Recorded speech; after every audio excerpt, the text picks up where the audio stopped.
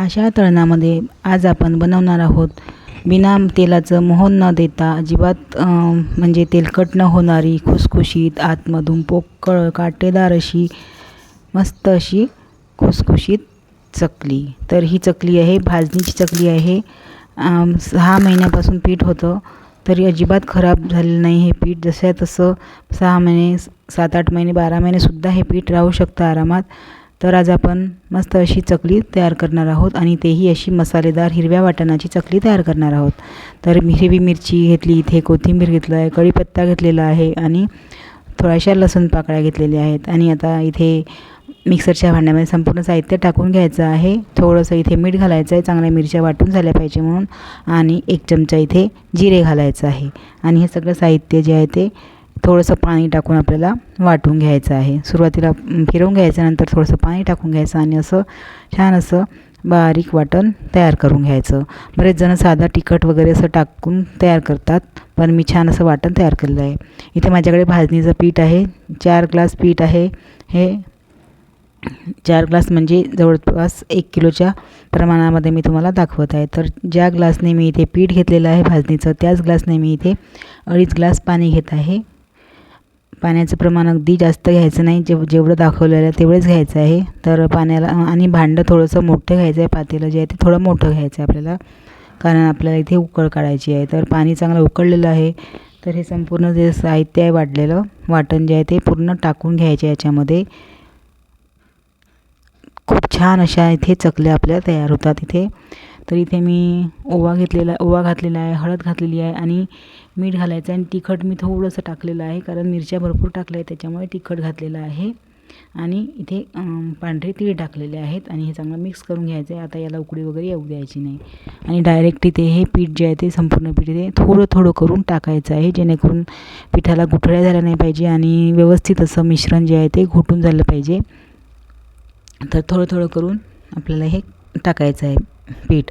तर गॅसचा फ्लेम जे आहे ते कमीच ठेवायचा आहे आणि अशा लाटण्याच्या साहाय्याने असं फिरवून घ्यायचं आहे। चमच्याने व्यवस्थित मिक्स होणार नाही म्हणून लाटण्याचा वापर करायचा आपल्याला, आणि थोडं थोडं करून असं मिक्स करायचं आहे। आणि गॅसचा फ्लेम बिलकुल कमीच ठेवायचा आहे आणि लगेचच थोडं हे मिश्रण पूर्ण घोटून झाल्यानंतर आपल्याला गॅस लगेचच बंद करून द्यायचा आहे। जास्त वेळ काही शिजवायचं नाही आपल्याला, फक्त मिक्स करेपर्यंत गॅस चालू ठेवायचा आहे आणि नंतर गॅस बंद करून घ्यायचा आहे। तर असं चांगलं मिक्स करून घ्यायचं आहे, व्यवस्थित मिक्स करायचे, संपूर्ण मिक्स झालं पाहिजे। आणि थोडंसं उरलेलं पीठ इथे मी ठेवून देणार आहे, कारण आपल्याला इथे जर कधी कमी इथे पातळ किंवा म्हणजे पाणी थोडंसं जास्त जर झालं तर आपल्याला पिठाचा वापर करता येतो, पण इथे पाणीचं प्रमाण एकदम बरोबर झालेलं आहे। तर थोडंसं पीठ मी इथे ठेवून घेतलं आहे, म्हणजे चुरायला चांगलं होईल आपल्याला, कारण पीठ हा घट्टच ठेवायचा आहे, अजिबात पातळ वगैरे झालं नाही पाहिजे अजिबात। तर झाकून द्यायचं आहे, 1 मिनिटासाठी फक्त झाकून द्यायचं आहे। मी इथे गॅसचा फ्लेम बंद करून घेतलेला आहे। मिश्रण मिक्स झाल्यानंतर गॅसचा फ्लेम मी बंद करून घेतला आहे। आता लगेचच मी ह्या पातेल्यामध्ये, ज्या भांड्यामध्ये पीठ होतं त्याच्यातच मी हे संपूर्ण पीठ जे आहे ते टाकून देणार आहे, थंड करायला ठेवणार आहे। आणि हे पीठ जे आहे ते वाळलेलं पीठ आहे ते आपल्याला मिक्स करून घ्यायचं आहे या पिठामध्ये संपूर्ण। तर गरम आहे म्हणून थोडंसं मी थंड होऊ दिलं आहे फॅनच्या खाली, आणि लगेच मी इथे आपल्याला मिक्स करून घ्यायचं आहे, संपूर्ण पीठ जे आहे ते मिक्स करून घ्यायचं आहे, म्हणजे आपल्याला छान असं चुरता येईल म्हणून हे थोडंसं वाळलेलं पीठ मी इथे ठेवून दिलं होतं। तर चांगलं मिक्स करून घ्यायचं आहे। तुम्हाला जर हाताला चटके लागत असतील तर थोडंसं पाणी लावू शकता, किंवा मग थोडंसं रट वाटत असेल किंवा टाईट असेल, गोळा जो आहे तो टाईट होत असेल तर थोडंसं तुम्ही पाणी लावून घ्यायचं आहे। जास्त पाणी अजिबात लावायचं नाही, कारण हे पाण्याचं प्रमाण अगदी व्यवस्थित झालेलं आहे। आता इथे साच्यामध्ये आपल्याला इथे भरून घ्यायचं आहे, हे जे पीठ आहे ते गोळा करून असं लांब असं इथे टाकून घ्यायचं आहे। आणि असे ह्या प्लेटवर मी इथे संपूर्ण ह्या चकल्या ज्या आहेत त्या पिळून घेत आहे, 2-2 4-4 चकल्या, आणि मग तेलामध्ये तळून घ्यायच्या आहे। खूप छान अशा काटेरी आपल्या चकल्या इथे तयार होतात। तर अशा प्रकारे ह्या चकल्या तुटत नाही किंवा मग अशा तुकडे वगैरे काहीच पडत नाही, व्यवस्थित छान अशा गोल गरगरीत अशा चकल्या इथे तयार होतात। तर इथे तेल गरम करायला ठेवलं होतं, तेल गरम झालेलं आहे, मग थोडंसं तुकडं टाकून बघितलं आहे, तर तेल छान असं गरम झालेलं आहे। खूप जास्त असं कडकडीत गरम होऊ द्यायचं नाही, गॅसची फ्लेम ही कमीच ठेवायची आहे आणि 3-4 अशा चकल्या इथे तेलामध्ये टाकून घ्यायच्या आहेत. तुम्ही 4-5 असं म्हणजे तेल पाहून आपल्याला चकल्या इथे सोडून घ्यायच्या आहेत.